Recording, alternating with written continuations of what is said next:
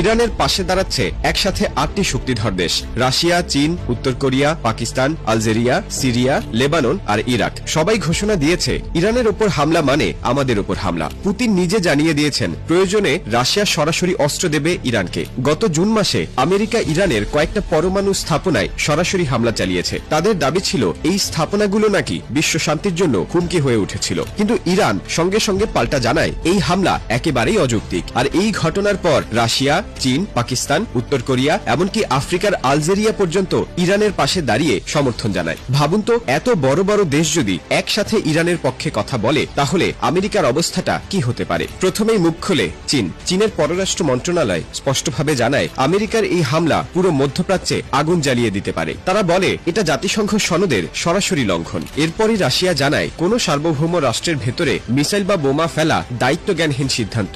Russia এই হামলাকে বলে একটি অযৌক্তিক ও বিপজ্জনক পদক্ষেপ। চীন আর রাশিয়া এই দুই দেশ একসাথে যখন এমনভাবে কথা বলে সেটা সাধারণত বড় সংকেত দেয় বিশ্ব রাজনীতিতে। এবারও তাই ঘটল। এরপর উত্তর কোরিয়া তাদের প্রতিক্রিয়ায় জানায় আমেরিকার এই হামলা আন্তর্জাতিক আইনের স্পষ্ট লঙ্ঘন। তারা সতর্ক করে বলে ইরানের ওপর এই আগ্রাসন পুরো অঞ্চলকে অস্থিতিশীল করে তুলবে। পাকিস্তানও চুপ থাকেনি। জাতিসংঘে পাকিস্তান জানায় ইরানের শান্তিপূর্ণ পরমাণু স্থাপনাগুলোকে টার্গেট করা অত্যন্ত নিন্দনীয় এবং বিপজ্জনক। একই সুরে আফ্রিকার দেশ আলজেরিয়াও জানায় বিনা উস্কানিতে চালানো এই হামলা জাতিসংঘ সনদের প্রকাশ্য লঙ্ঘন। ইরানও বসে থাকেনি। হামলার পরপরই প্রেসিডেন্টের পক্ষ থেকে বার্তা আসে আমরা শান্তি চাই কিন্তু জবাব দিতে জানি। ইরানের পররাষ্ট্রমন্ত্রী আব্বাস কারাকচি ছুটে যান মস্কোতে, দেখা করেন রুশ প্রেসিডেন্ট ভ্লাদিমির পুতিনের সঙ্গে। সেখানে দুই দেশ ঘোষণা দেয় যে তারা কৌশলগতভাবে একসাথে কাজ করবে। তাহলে কি এটা কেবল কূটনৈতিক সম্পর্ক নাকি যুদ্ধের আগে বন্ধুত্বের রিহার্সেল? এই প্রশ্নই এখন ঘুরছে বিশ্বজুড়ে। এরপর শুরু হয় জাতিসংঘে উত্তপ্ত পর্ব।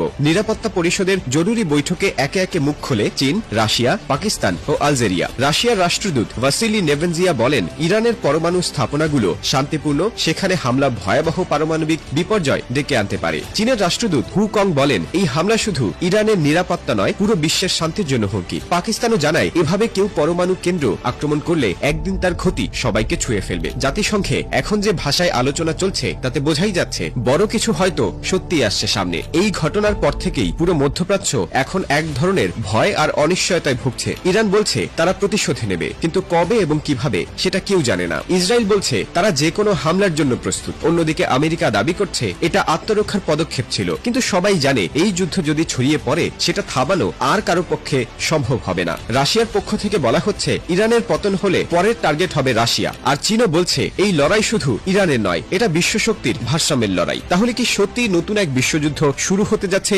ইরান থেকেই? এদিকে বিশ্বের নানা প্রান্তে এখন সাধারণ মানুষও এই ঘটনার বিরুদ্ধে আওয়াজ তুলছে। আফ্রিকা, ইউরোপ, এশিয়া সব জায়গায় দেখা যাচ্ছে স্টপ দ্য ওয়ার লেখা ব্যানার। অনেকেই বলছে ইরানের পাশে দাঁড়ানো মানে যুদ্ধ চাওয়া নয়, বরং ন্যায়ের পাশে থাকা। মানুষ এখন বুঝে ফেলেছে যুদ্ধ মানেই শুধু বোমা নয়, যুদ্ধ মানে খাবারের দাম, জ্বালানির দাম আর ভবিষ্যতের ভয়। এখন প্রশ্ন একটাই, এই যুদ্ধ থামাবে কে? ইরান বলছে তারা পিছু হটবে না, আমেরিকা বলছে তারা নিরাপত্তা রক্ষা করবেই, কিন্তু এই লড়াইয়ের আসল মূল্য দেবে সাধারণ মানুষ। চীন, রাশিয়া, পাকিস্তান সবাই বলছে সমাধান টেবিলে, কিন্তু টেবিলের বদলে এখন আকাশে ওড়ে যুদ্ধ বিমান, সীমান্তে সাজানো রকেট আর মানুষের চোখে ভয়। আজকের পৃথিবীতে যুদ্ধ মানে শুধু গোলাগুলি নয়, যুদ্ধ মানে খাবারের দাম বাড়া, জ্বালানি ঘাটতি আর অনিশ্চিত ভবিষ্যৎ। এক দেশের বোমা এখন অন্য দেশের বাজারে আগুন লাগায়। তাই প্রশ্নটা আবার ফিরে আসে, এই যুদ্ধ কে থামাবে, মানুষ না রাজনীতি?